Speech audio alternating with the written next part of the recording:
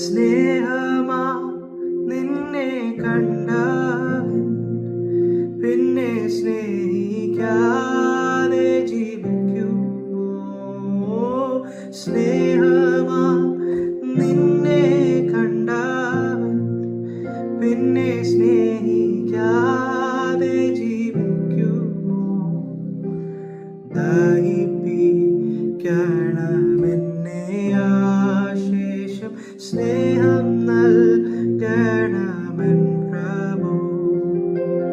ദഹിപ്പിക്കണമെന്നെ ആശേഷം സ്നേഹം നൽകണമെൻ പ്രഭു.